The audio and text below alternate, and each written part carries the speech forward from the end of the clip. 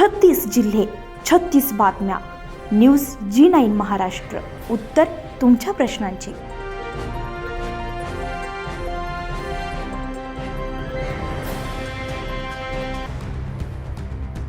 Motor वाहन विभाग कर्मचारी संघटनेच्या वतीने सेवा प्रवेश नियमांसह विविध प्रलंबित मागण्यांकडे शासनाचं लक्ष वेधण्यासाठी आज राज्यभरातील प्रादेशिक परिवहन RTO कार्यालयांतील कर्मचाऱ्यांनी बेमुदत संप पुकारला.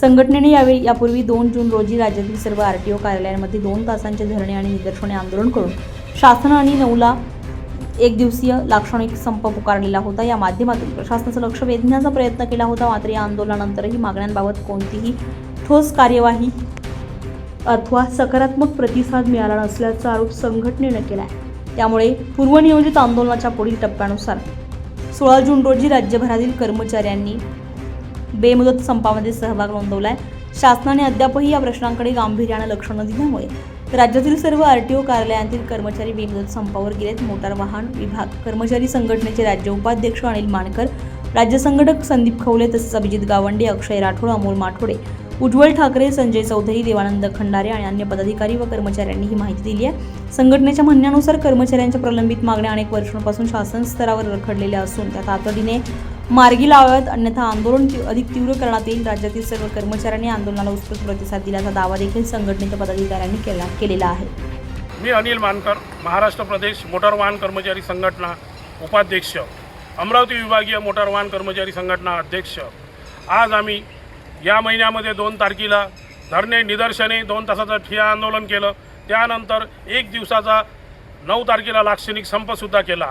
हे कशाकरिता? हे शासनाचं लक्ष वेधण्याकरिता. आमचा आकृतीबंध मंजूर होऊन आज 3.5 वर्षाच्या वर कालावधी लोटलेला आहे.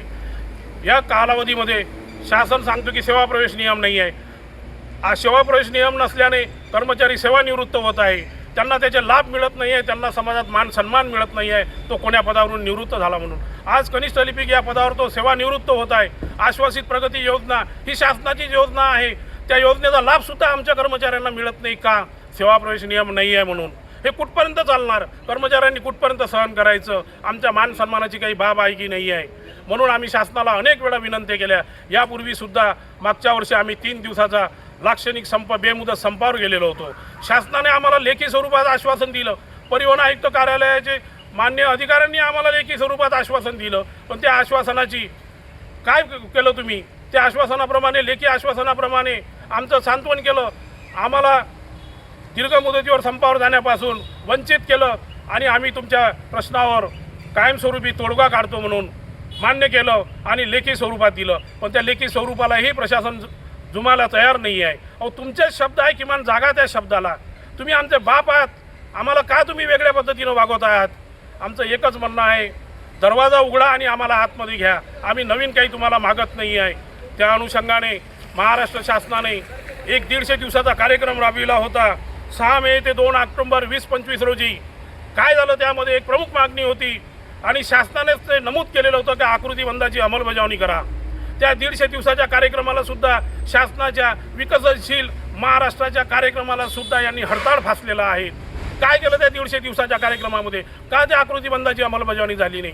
कोणत्या पदाची अंमलबजावणी केली तुम्ही? निवड कागदोपत्री 150 दिवसाचा कार्यक्रम राबवला काय? आम्ही शासनाचे शिपाई आहोत. आमच्याकडे समाज मोठ्या मनाने बघतो आहे. विंडोवर आम्ही असतो, पब्लिकमध्ये आम्ही असतो. आमच्या प्रतिमेचं काय? आमची प्रतिमा तुम्ही जपाल तर शासनाची प्रतिमा उंचावेल. त्या अनुषंगाने आमची सरतेशेवटी शासनाला एकच विनंती आहे की हा संप दीर्घकाळ लांबवू नका आणि जनतेला विनाकारण वेठीत धरू नका.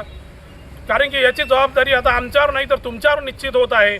कारण की आम्ही तुम्हाला 2 वेळा मागच्या वर्षी 3 दिवसाचा लाक्षणिक संप केला. हे सर्व करत असताना तुम्ही निव्वळ आमची बोलवण करता.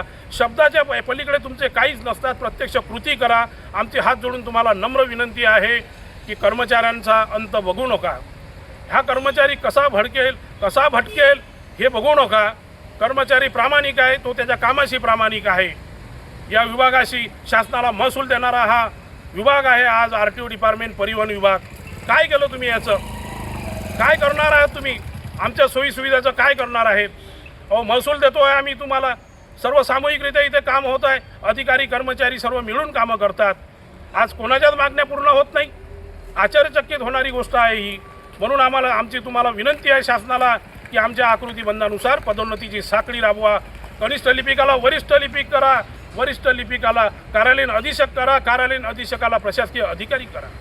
कर्मचाऱ्यांचे कनिष्ठ लिपिकांचे पदनाम चेंज करा, त्यांचे पदनाम बदला. इतर विभागात पदनाम बदलतात, जे शासनाला महसूल देत नाही त्यांचे पदनाम बदललेले आहे. मग आमचे पदनाम कधी बदलणार? आमच्या कर्मचाऱ्यांचा स्वाभिमान नाही काय? आमच्या कर्मचाऱ्याचं कुटुंब नाही आहे काय? त्यांना स्वाभिमान नाही आहे काय? माझा नवरा कशा पदावरून रिटायर झाला, कुठल्या पदावरून रिटायर झाला, माझी बायको कुठल्या पदावरून रिटायर झाली, माझा बाप कुठल्या पदावरून रिटायर झाला. त्यांना समाजात वावरताना एक प्रतिष्ठा आहे. आम्ही RTOमध्ये काम करतो, आम्हाला एक प्रतिष्ठा आहे. समाजातले हजारो लोक आमच्याकडे बघतात की हे RTOमध्ये आहे. आमच्या प्रतिमेचं काय? आम्ही किती दिवस आमच्या पदोन्नतीच्या घटनेपासून वंचित राहायचं? आम्हाला आमचा हक्क मिळवून द्या. शासनाला आमची नम्र विनंती आहे.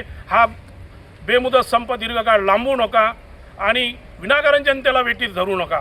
याची सर्वस्वी जबाबदारी आता जनतेला वेठीत धरण्याची तुमची निश्चित होणार आहे, आमची नाही. कारण की आम्ही सर्व प्रकारे शासनाला, जनतेला वर्तमानपत्राच्या माध्यमातून, विविध TV चॅनलच्या माध्यमातून अवगत केलेला आहे. म्हणून आपणास नम्र विनंती आहे की कृपया यावर तोडगा काढा आणि हा दीर्घकाळ चालू देऊ नका. जय परिवार. हमारी युनियन. न्यूज जी9 महाराष्ट्रासाठी नंदकिशोर मते, दिवसा.